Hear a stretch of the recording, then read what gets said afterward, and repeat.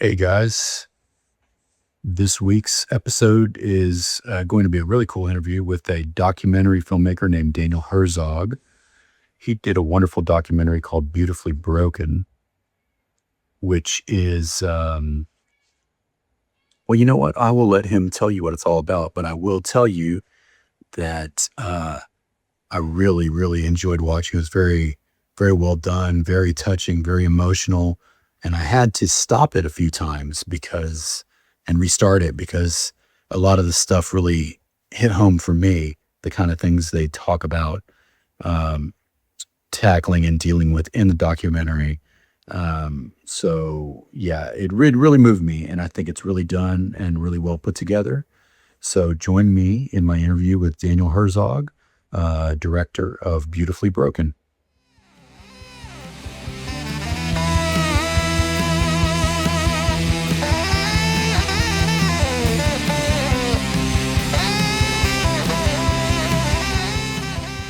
Like I said, when I watched this, man, it was such a wonderful documentary to watch.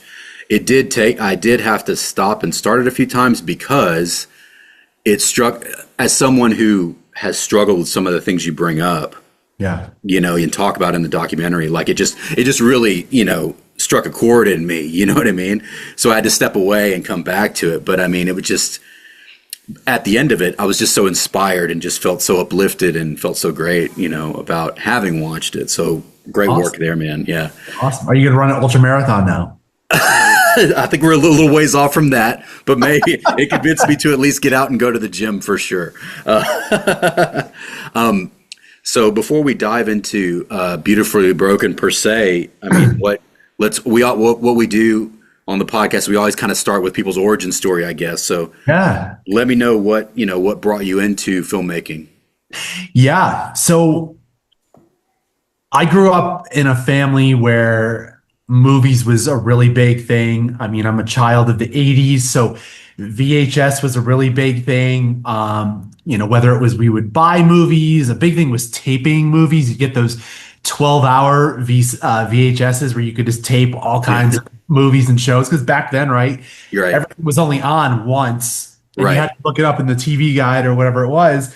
So movies was a really big thing. Going to the movies, both of my parents were really into it.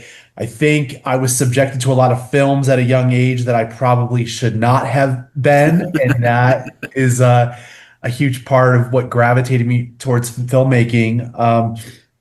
I remember I was probably 10, 11, something like that, and my dad got the first like a video camera, and it was a weird format. It wasn't a high eight, it was a little thicker than a high eight. Mm. Can't remember what it was, but he loved to just take it on our vacations. And then I started to kind of direct little skits with me, my brother, and my sister.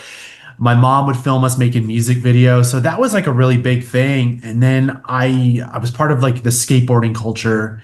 And one of the kids that I looked up to, really good skateboarder, he was making his own skate videos. And I was like, how are you doing this? And I was at his house and he was showing, he's going like editing with VCR to VCR because there was Mm. no computer technology. And I thought that was like so cool. And I grew up watching skate and I loved skateboarding videos. I loved the creativity, the music. So I started to make my own of those and then making little skits. And when I got into college, I really didn't know what I wanted to do. And I loved filmmaking. But at the time, it was really, you got to go to New York, you got to go to LA because technology was not where it is now. Right. So I was just always like making little films and this and that. And then I went to college. I started just taking gen ed courses. At the time, I was in a band, so I was kind of sort of going to school, getting kicked out of school a lot Mhm. because I just wasn't showing up to school. But then once I kind of fully invested in college, I was like, oh, there's filmmaking courses. And it came very naturally to me just because I had been doing it for so long. But I think a lot of it was because all I did was watch films as a Yeah. kid. And that was just kind of burned into my brain about, composition and just how stories evolve. And it was this professor that I had. I'm still close to her, and she says you have a really natural like talent towards just kind of composition and how you and editing and all of that. She goes, this is what you should probably do for a living. And again, it was just like an intro to film course that I was going to take because I wanted to get better. They had better computer equipment than I had at home. I was still editing using a VCR and like, I can't even remember. It wasn't Adobe, it was something else. But so I did that and I really enjoyed doing that. And then while I was in college, I talked my mom into getting me at the time, it was the first prosumer HD camera that Sony came out with. It was called the Sony HD FX1.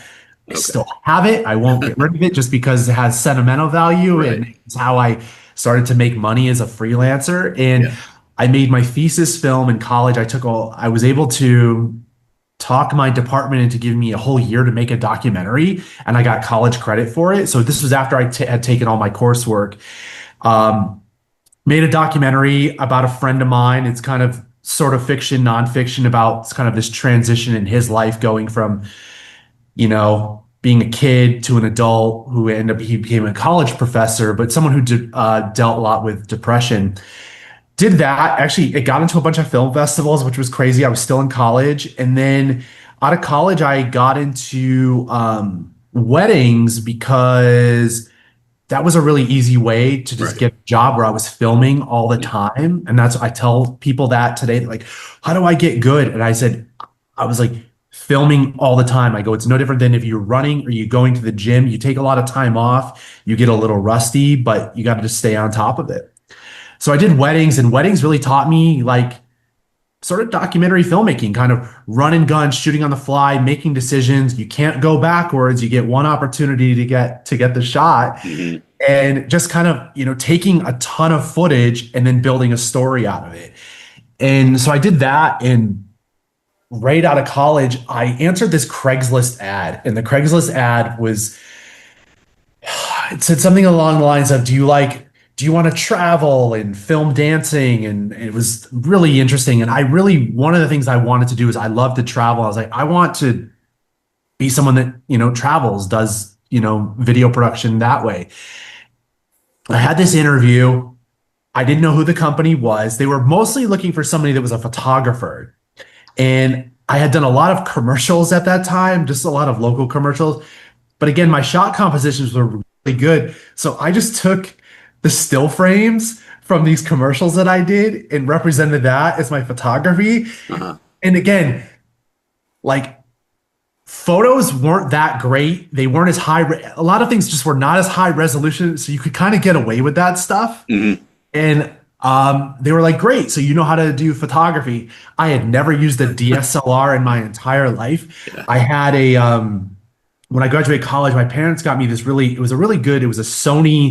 it was a Sony just kind of point and shoot, but for the time, it was really good. And the job ended up being for the Moscow Ballet. I was going to tour for 3 months. Wow. And they were like, just so you know, the majority of the job is photography. And, we do want some kind of documentary footage along the way. But I was like, great. I knew that I was going to have to figure out how to do this, how to work a DSLR. But I had 1 week. They flew me to it's called Wenatchee, Washington. So it's where most of the apples in the United States are grown. And this was in the fall. And it's called Tech Week. So they build the show on the stage and costumes and all of that. And I was just kind of hanging out and learning what it was like to be on tour and what a daily production was.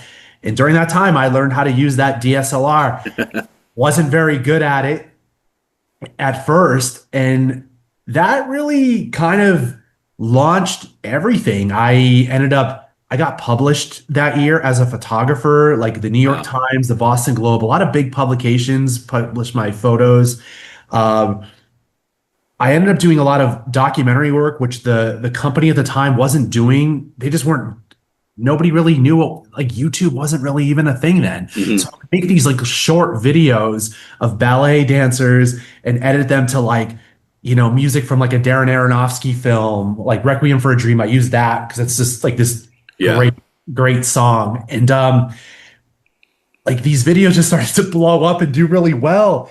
And then eventually I just kind of worked my way up through that group where I ended up becoming their commercial director. So to this day, every other year, I direct a new Nutcracker commercial that'll air. It'll start airing in Wow. September. So I think we actually go to Houston. So if you see the Nutcracker commercial, I did that. Oh, fantastic. And then yeah, and then from there, I contracted for from when I was out of college until I was in my early 30s, a lot of commercial work, a lot Mhm. of weddings, and then I segued. I became the director of photography for a big art company, and they had a studio in Raleigh, North Carolina. So I lived there for a couple years, Mhm. directed a lot of like art tutorials, um, still doing stuff with the ballet. And then I moved back to Connecticut, and that's when I got a job as a creative director for like a startup marketing agency.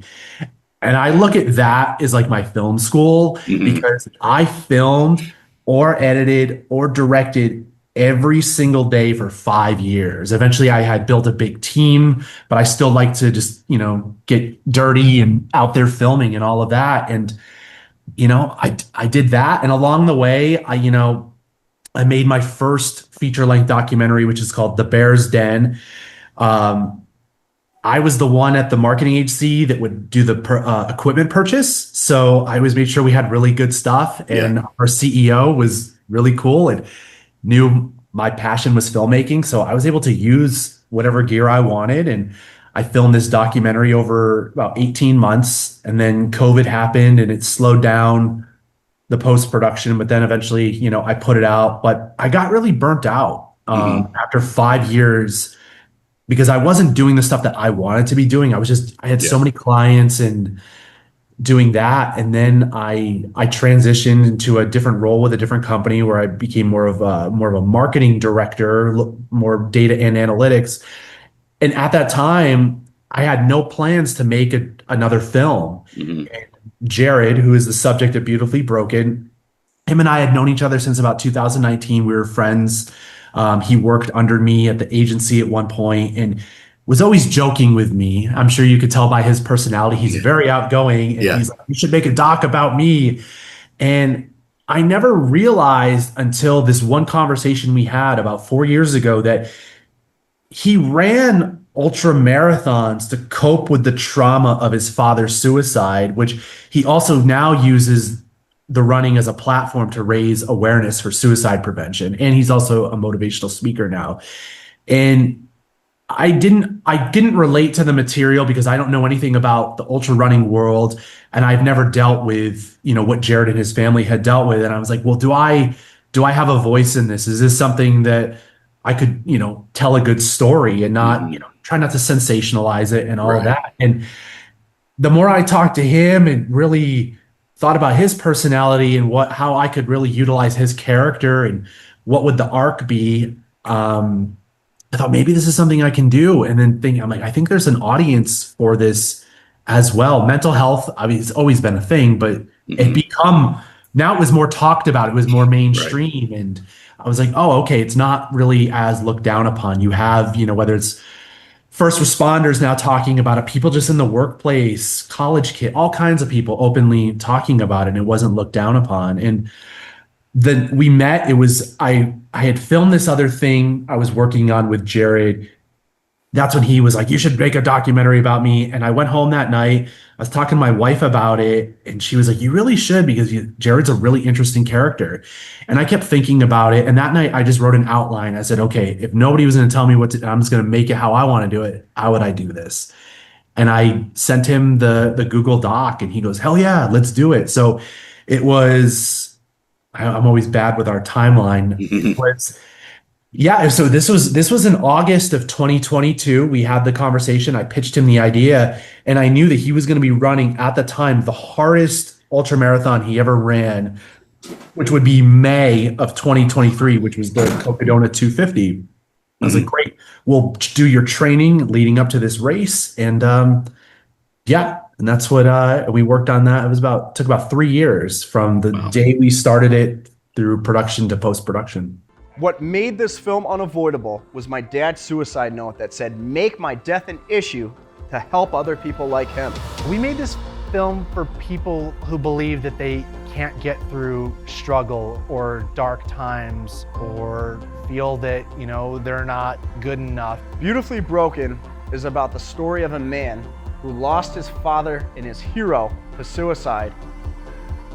It was important to me to tell an honest story about the depth of what suicide does to a family and then how you can come out of all of that. This story needs to be told for anybody who has lost someone to suicide, for anybody and everybody who is currently struggling.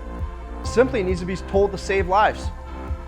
To show people that you can get through anything with hard work and determination.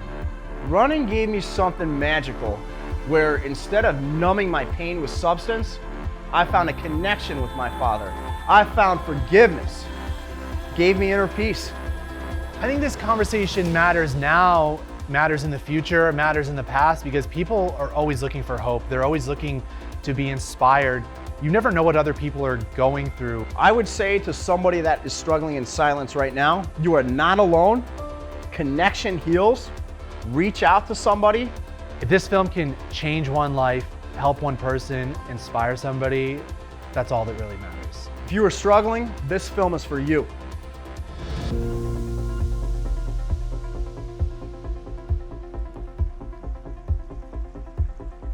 Before we dive into Beautifully Broken proper, I wanted to ask, with your and your background and mine sound very similar. Like we sound like we kind of came up and got into movies sort of the same way. Yeah. What drew you, or at what point did you get drawn more towards the documentary side of thing versus narrative?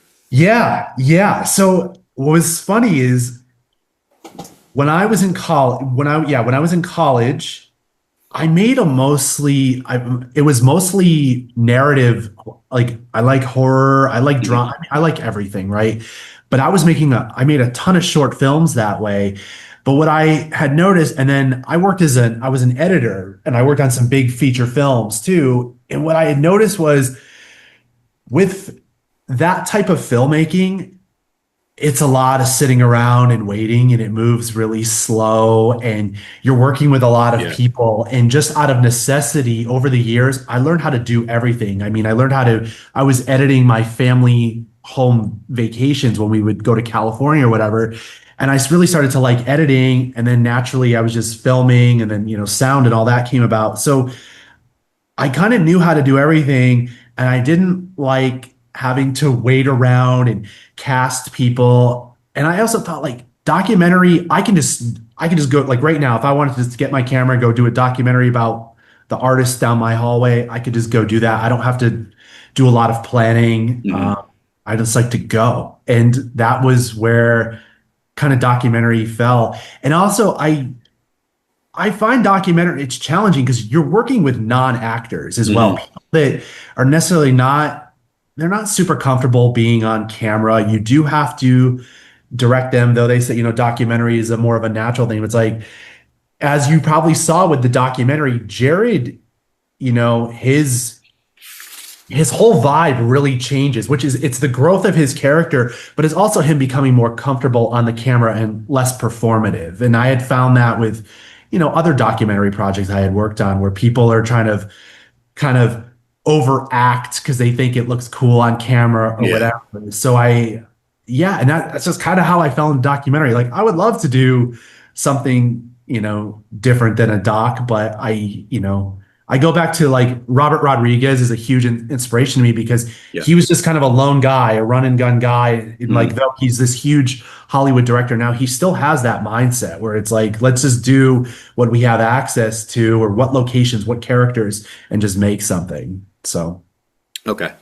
That makes sense. It's funny to hear your perspective on that, because as a mostly narrative guy, like whenever I watch a documentary, to me, it seems so daunting like, it's sort of the opposite of what you said in my head, where I'm like, there's no way I could do like just compiling everything and forming the story out of it. I've DP'd a couple, but I've never had been the editor on them. And I guess it's just my frame of reference, is a little bit different, but so, and you touched on how you met Jared. It was at work. I guess when was the moment that you knew that you could sort of make something out of this, or it was the right story for you to do? Yeah. So when I met him, I was directing. It was a web series that we did, and we would always each episode we'd always bring in different, military veterans, first responders. Jared had just graduated from the Marines, so I'd never met him. I see this guy, he's covered in tattoos. I mean, Jared has a very intense look. He's the nicest guy, but when you just see him, you're like, wow, what an intense looking character. Yeah. And I gravitate towards interesting people. So I start talking to him, telling him about what we're gonna do. He's like, "What should I be doing?" And I'm just kind of breaking it down, and we hit it off right away. We bonded over. I think it was like we were talking about aliens and UFOs. It came up. Maybe he was wearing a shirt, and we just started to talk about that. I was like, I like this guy. Yeah. And then ultramarathons, because I'm like, wow, that's crazy. And at the time, I think he had only done like a 50-mile race or maybe a 100-mile race. And then it was just over time, like the more I spent time with him or what I would see him travel, Jared, besides the ultramarathon, he travels the world by himself and goes to crazy countries and just explores, has no agenda, just goes. And there was something that kind of was alluring to me.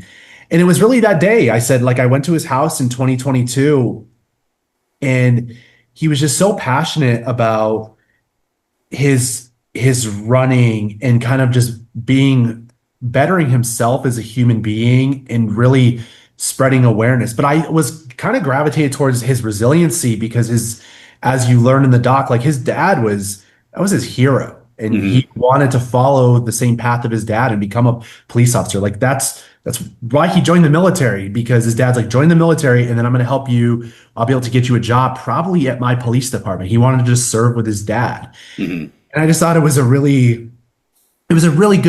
a really great story, kind of like a coming of age, which as you learned from Jared and as I learned making the doc, like Jared used to be a much different individual than who he is today. And I learned that along the way. And I knew every time I'm around, even to this day, like when we talk, I feel energized and I just feel really good about myself. And I'm like, I think this would be good for me to spend a lot of time with this crazy person who just has a lot of energy, but a lot of positivity. And, how he is in the doc is how he is. Like he's constantly quoting books and things he's learned along the way. And it's really insightful.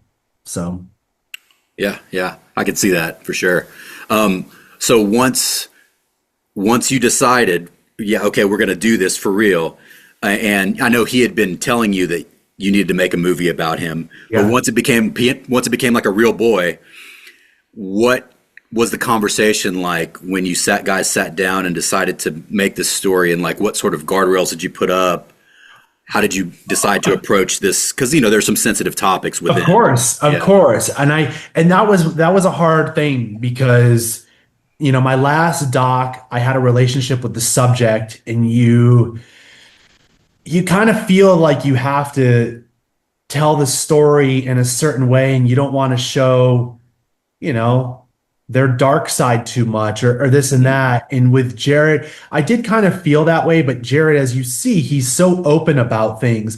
So the one thing I did say, I said, listen, I go, this is the story that I want to tell. And I said, the most important thing to me is you trust me and you don't tell me what to do. I go, I need to have like full creative control because, doing client work, you have to listen to what they tell you, whether or not you agree with it. And that was one of the hardest things, was just, like telling him, I'm going to do your story justice, but I'm going to do it in my own way. And of course, when he didn't really have much feedback when he initially saw it. I was like, I will listen to if you have any criticism.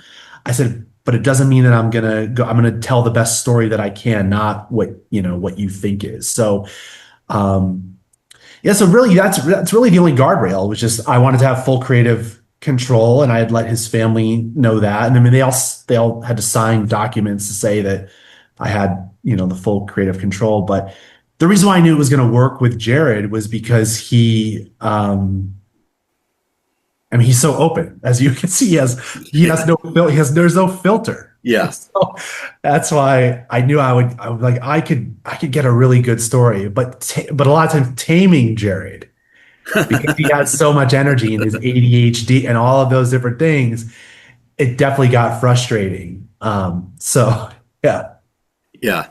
I could see that as well. It came through the screen, like I could feel it, like just how, like you said, like how he's so energetic and just kind of on. It seems like he's on all the time. Oh yeah. Oh yeah. But yeah, I did really appreciate the moments where people were being very open and honest about, the person he used to be and that kind of thing.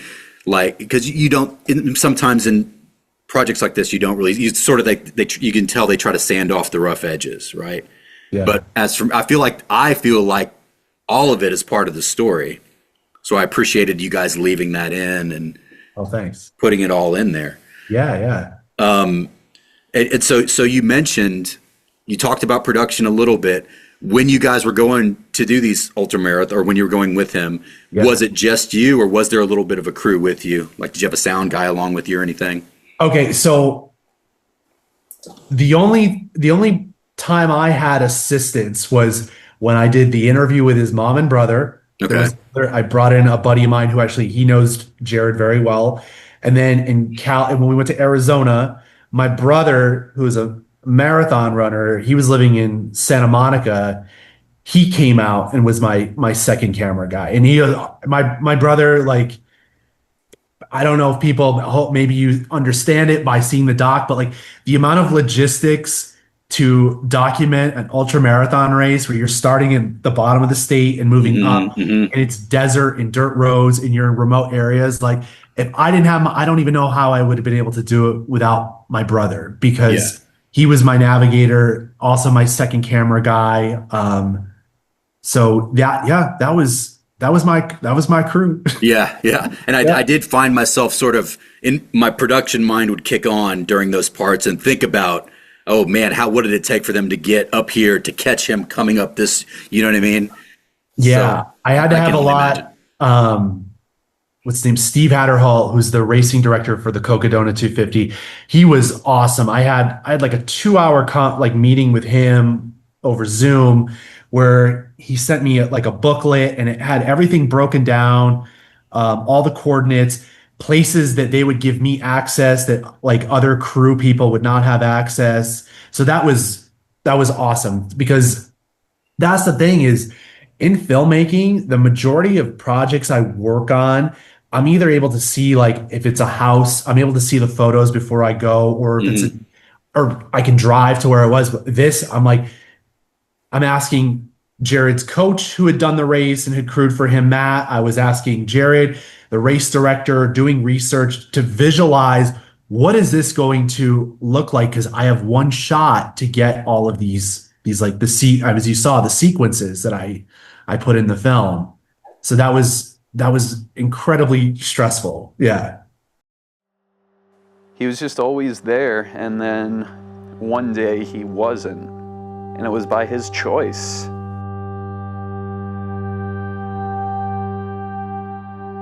Goodbye to the best family on earth. I am so sorry, but make my death an issue so you can get help for other people like me.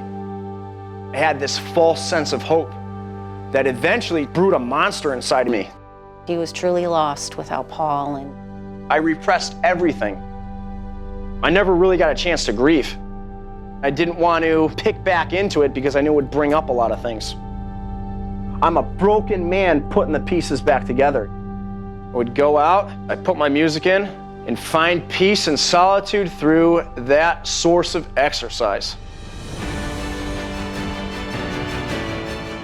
And after my dad died, I started getting more into the marathons. This was my first ever one, the San Francisco 52.4 miles.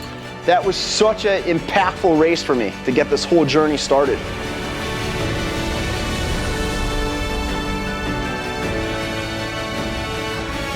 he found this healing with his running, and it all became part of his mission to run with his dad on his heart and helping other people along the way. You never realized it, but all three of you kept me alive much longer just because of your great hearts. And he has taken Paul's message now to heart and making a difference. Gotta find a way to twist that dark pain. And I think that's another big message I'm trying to deliver.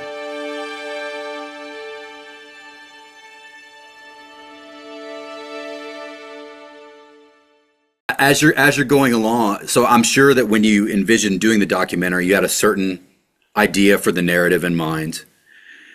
Did you find that changing much as you guys went along collecting footage and new things are sort of revealing themselves to you? Yeah.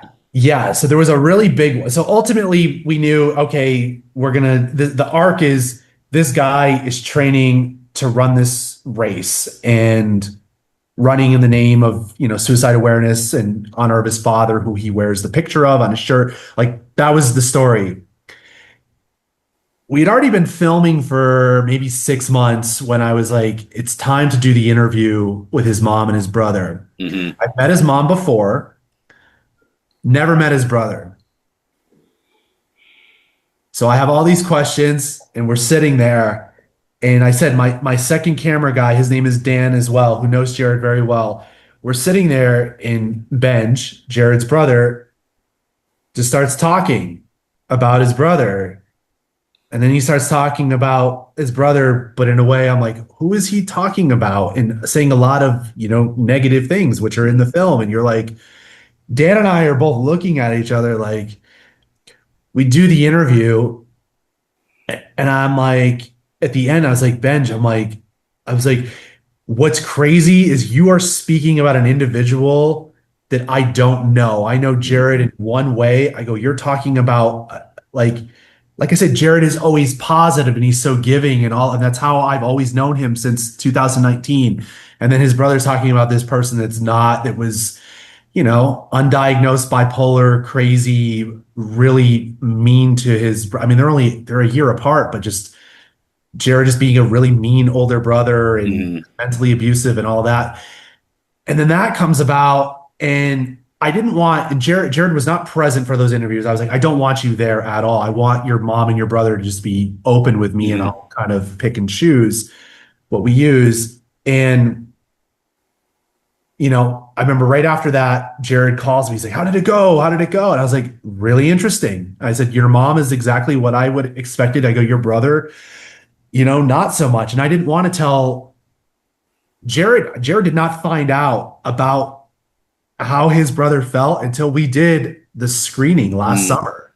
And I made sure I was like, listen, I go, there's some things in the doc where you're going to be like, you're going to be in shock. But the great thing about it, which you find, they have an amazing relationship now. Like they own a business together. Like it's all good. But that was the biggest part. I'm like, wait a minute, that threw me off. I'm like, now I have this whole other story. Like, how do I incorporate this? It's, the doc it's so many different stories. It's, it's this ultramarathon. It's also the story about, Jared kind of getting through life, and then you're throwing this in there. So I'm like, okay, I have 3 kind of narratives and I got to figure out how they're all going to work together. I can't really take one out. I can't just remove this whole thing about the brother. So, right.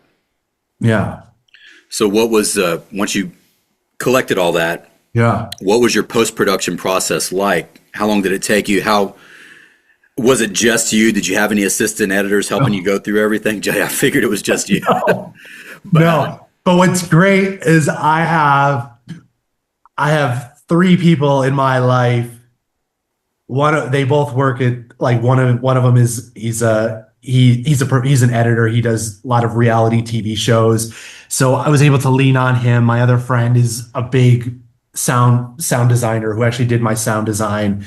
And then my brother he's always the first person that sees all of my projects because he's so incredibly critical.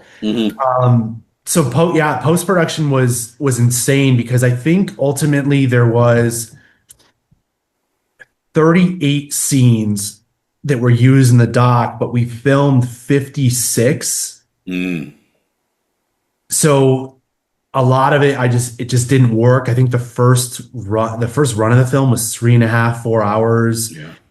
and then just seeing like figuring out the pacing. But I cut it like 2 docs. That was the only way. I was like, that's the only way I can do this. So I was like, okay, we're gonna start with day one in Arizona for the Cocodona, and we're gonna edit it as if this was just a documentary about him running this race. And now we're gonna edit a documentary about a guy who runs ultramarathons and had a messed up life and all of that. And then I just took all these note cards. They're still at my office at home on the wall, and I just kind of laid them out and looked at them and would be like, and just kind of start figure out how I can piece things together, what's going to flow into parts. And that was where I was like, I don't think I can I don't know. I didn't think I was going to be able to finish the film because there was so much like nuance that I had to hit, and it had to make sense, and it had to flow. And, that's the one thing I hate about like films where it's like, they just touch on something and you're like, I want to know more. Why couldn't you tell me more? And it's like, oh, because it was just a 90-minute film and they had to cut all of that out, or Right, whatever. right. So when you finally get everything together and finally get your final version ready to go, what was your first screening like? Did you do like a festival screening? Did you set up a local kind of thing? What did you do? Yeah. So what was the first screening? The first screening was in December of 2024. I did it here in my studio with I did it with my siblings and their significant others, because my siblings are they all have creative backgrounds, so they're just kind of no nonsense, and then their significant others the same thing. So we did this screening and we did a Q&A after, and I gave everybody a notebook, and I go, you will not hurt my feelings. Whether or not I agree with what you're saying is one thing. I go, but be honest. And everything that they were not for they were already things that I knew I was probably going to remove. So that made me feel good. Okay. So we did that. And then I took so then from December until when was the screening it was June. It was June 30th of last year. Okay. We rented a theater. So the town of East Hartford, where his father was a police officer, they have a theater. They gave it to us for free. And we invited friends and family, and we filled it up. And yeah, that was the first time anybody saw it. Like, maybe my brother, because my brother wasn't able to make it. His wife, they were having their first child. So I sent it to him. And he was in Chicago at that point. But no, everybody else, like my wife had never seen it, like nobody. So I'm going in and I'm like, okay, here we go. Oh, and my sound designer, him and I did a couple screenings at his studio with it, and he gave me some good notes. But yeah, that was it. That was the first one. So how have you been getting it out there since then? Have you been, again, like submitting to festivals or setting up your own screenings? It seems like you're kind of doing a little bit of that at least. Yeah. So let's talk about film festivals. Yeah. All right. In the past, with some of my films, I've had some interesting situations occur where one of my films did not get into the festival for the state in which it was filmed, because I was shocked. But one of the people that voted for my film, it didn't get enough votes. They reached out to me and were like, we have a connection at PBS. I would like to license it for PBS. Would that work? I was like, that's way better than some film festival. Yes, right. Absolutely. So that was licensed for a couple years. But this one, knowing that it was mental health focused, it was sports themed and all of these different things, I thought it was going to get into festivals, and it got into no festivals. It got honorable mention. I was a little frustrated, but what was happening at that time, do you remember the film Paranormal Activity? Oh, boy, do I. I have a lot. Okay. Yes. What I thought was interesting about, and this relates to my film, was I know that film came out in Sundance and people were going crazy about it. And when it first started in the theaters, it was only playing like maybe on 100 screens, something like that. And I remember going to the theater, city near my house, and there was a poster and it says, there's that creepy poster and it's paranormal activity, and you're like, what the hell is this? And then it had this like call to action box, and it says, demand this film. And I was like, demand this film? What does that mean? Uh-huh. I went home, I went on their website, and they had like a thing you fill out with your name, what you're like, what city you're closest to, and what you liked about the film.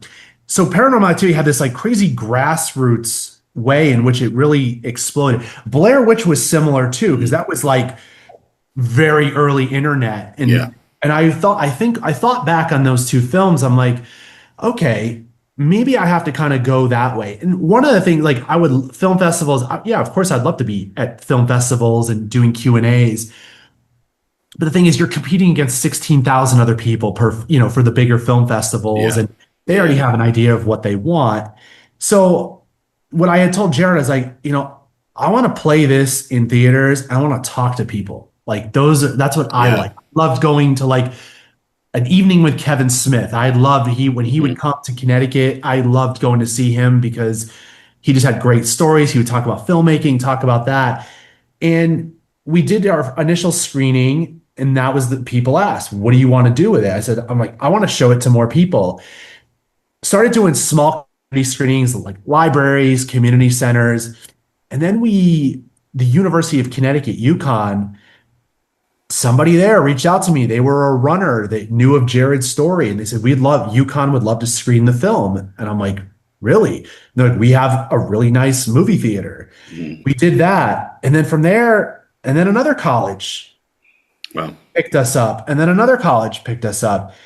And then other nonprofits started to like pick us up. And it's not all, I'm just getting emails every day. I'm still doing a lot of cold outreach, but that's kind of what's happening now. So now, we have this call to action on the website. It says, host a screening, and people reach out to us. And if they want to host a screening, we have a wide, like, we don't really say no to anybody. The biggest thing is really just to get the film out there and get the message out there and have as many people as possible see it.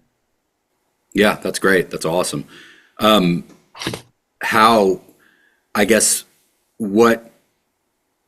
have you seen, or what stands out to you from the screening and discussion format? Like, have any moments really stood out, or what have you learned from that?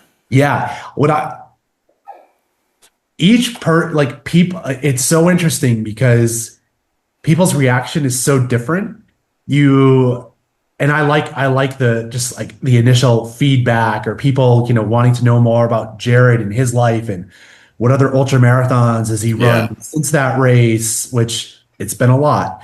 And then, the filmmaking perspective, people just asking about, how were you able to do this? How did you get that shot?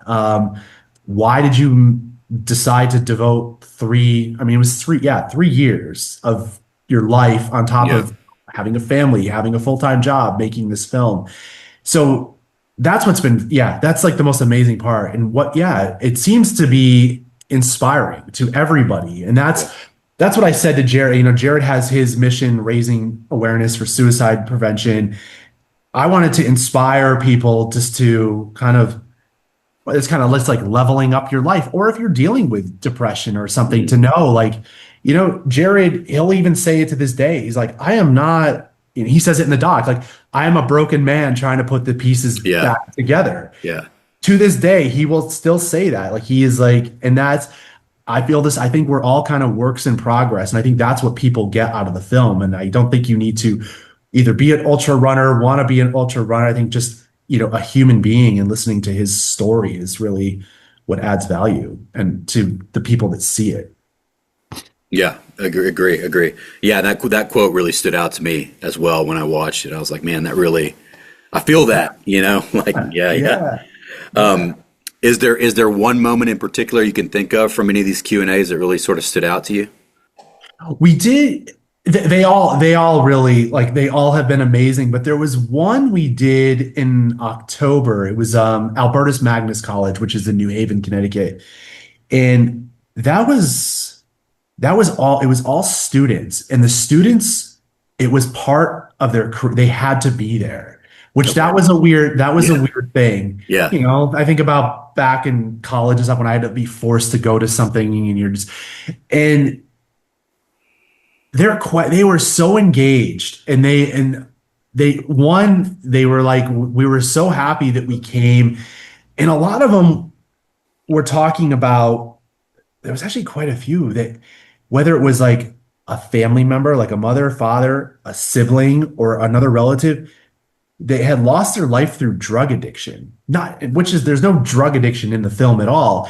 And how this really kind of helped them to know that things can get better. And that's kind of what we hear a lot about. I mean, I had we did a college about a month ago, and it was, I think it might have been was it the day after Easter or the week before Easter, something like that. And this one woman, she comes up to me and she was like really emotional, and she's had a necklace with a crucifix, and she's like, Daniel, she's like, all I could think about was the journey of Jesus through this. And I was like looking at her, and I'm like, yeah, I guess it was, but what it meant to her was amazing. Like how, like, she saw something completely different, and how it like resonated with her, and this journey of this person that put himself through all of this. That's the one thing, like, Jared doesn't, he might touch on it a little bit in the doc, but the thing with ultra marathons is the people that do them, you're not doing it to try to win. You're really just doing it to finish, whether that's, you know, your fastest time possible, or, you know, there's like a DFL, which the last person gets the biggest ceremony just for finishing for every race he's ever done, anything I've researched. It's really a lot of people, like in Steve, the race director, talks about it. It's like, when you do a 200-mile race, you're really breaking yourself. It's kind of like a rebirth. And I mean, I hope the documentary kind of like showed, like, whether it was like Jared or the other people, like, it is grueling. And the sleep thing is probably one of the most difficult things. Like, you have 125 hours to do 251 miles, and it's hot. You're in the desert, and then you're in the mountains, and you have this crazy elevation gain each day, and it's insane. Yeah. And that sort of leads me to want to ask you, for any other filmmakers that are thinking about doing documentary stuff, how do you go about structuring it without knowing how it's going to turn out? Because you don't know if he's, you know, how it's going to go for him on this. There were times watching it where I didn't know. I was like, how's this going to, you know? Yeah, and that's a great point, because Jared gets, almost every screening we do, people ask him, they said, "Hey Jared, what if you didn't finish the race knowing they're making this documentary about me?" He goes, "No, that wasn't an option." He goes, "I had to finish the race." And then you see in the film all those text messages that pop up on screen. Those are, I mean, people follow him, and those are people that were sending him messages during the race. So he's like, I feel an obligation to my dad. I feel an obligation to the film crew, to you guys coming out here and spending your time to finish. Just to finish.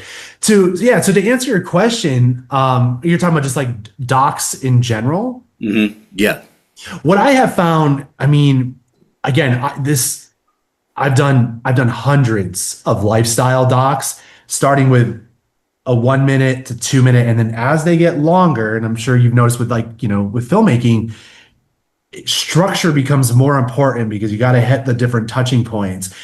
And I tell people, if you know your beginning and you know your middle and your end, or if you just know your beginning and your end for doc, as long as you shoot enough coverage, and the interviewing is the most important part. Like, even if you don't think you're going to use it, like having 7 or 8 hours of interview footage of Jared, some of it just garbage, some of it really good, like knowing that I have that to fall back on. But yeah, that's what I learned about doc. And I learned that from weddings, like just shoot an insane amount of coverage. But even like now, like if I'm doing a commercial or if I'm doing, a client project, just get as much coverage as you can, but know your beginning and know your end. And I knew that the film was going to end with him completing the race.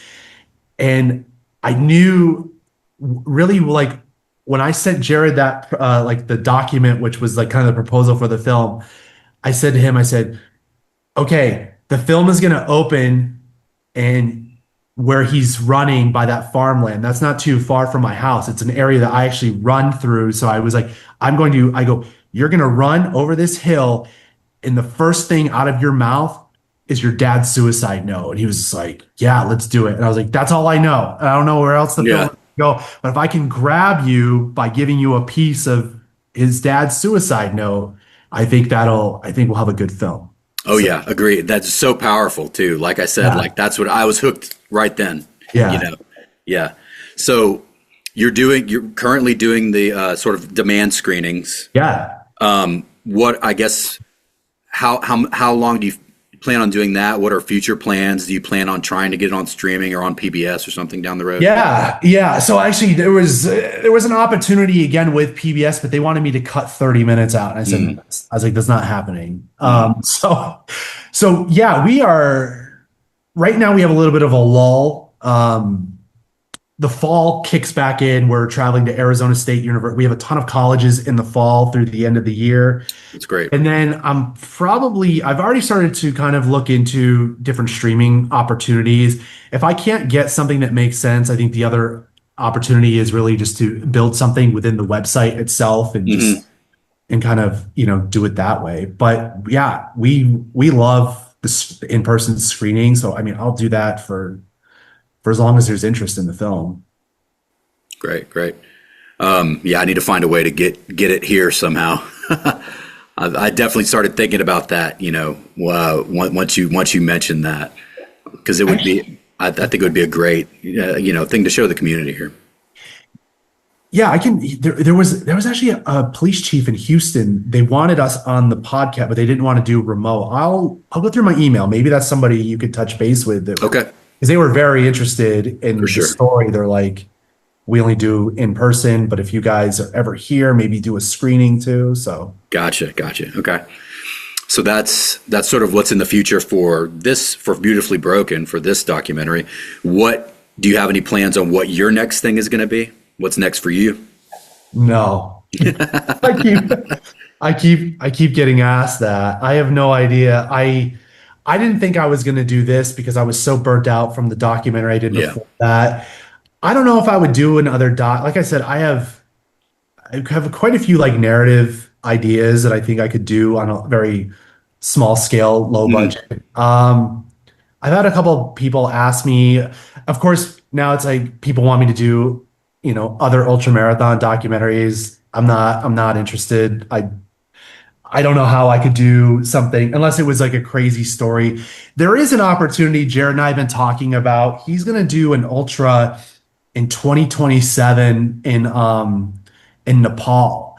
In the way that the reason this one's different, I think it's maybe 100-mile race, but of course it's through the mountains. You're going through villages, but they market it as like a spiritual journey, which I thought that was interesting. And we've been kind of talking about, well, what kind of story could we tell that would be completely different than this? But yeah, I don't know. I mean, this was just something that kind of landed in my lap. So I'm kind of putting it out into the universe if something pops up that sounds interesting. But yeah. Awesome. Well, again, Daniel, it has been great to sit here and talk with you about this documentary. Again, I've called Beautifully Broken. I feel like everyone should see it, especially if they're going through it or know someone who does. With that said, if there is someone listening or watching this that's struggling or worried, what do you think a practical first step might be? Practical first step, if you're struggling. Jared would be the much better person to ask that question to, but community is a really big thing. It's talked about in the film, but I also, in my own life, surrounding yourself with people. Like besides, Jared running and being a motivational speaker, because he was a Marine, he's part of, it's a detachment, they call it Marine Detachment League. And that's all it is, because people feel isolated when you're part of a group, or whether it's like you're getting out of college, whatever it is. Yeah. Having that community of people that, you have shared common interests. It's when people are alone, that's when people really struggle from what we've seen. Yeah. Definitely agree. And so where can people learn more? Where can people find the documentary? Yeah. So you can go to beautifulybrokendocumentary.com. That has a ton of stuff about the film, a lot of marketing stuff. There's a trailer. There's there's a mini doc that did not make it into the film. So the great thing about the suicide was that the family was able to do something positive, and they created this charity called Believe 208, which 208 stands for his dad, Paul, his badge number. Okay. Believe was based on his mother was stuck in traffic and just completely struggling after his father passed away, didn't know what to do. And she saw this semi truck in front of her, and it just said Believe on the back. Wow. And he just put those things together. Yeah. So there's a doc about, the family, this 5K charity run. They do a lot more than the charity run. They're very involved with a lot of different police communities to raise awareness on mental health, making sure that there's funds for resources for people struggling with mental health. Beautifulybroken.com. Anybody, if you're interested in hosting a screening, whether you want Jared and I to be there or you want to host a screening for your community, send us an email. There's a forum on there. Reach out. And we're on Instagram and Facebook as well, Beautifully Broken Documentary. Great. All right, everybody, you heard it. Like, if you want to see this film, and I highly recommend that you do, reach out to Daniel and get something set up. Once again, Daniel, thank you so much for being on. I'm so glad you reached out so we could have you on this. I think on the podcast, I think this is a great story that everybody should check out. Awesome. No, Mel, thank you so much for having me on. Yeah, of course.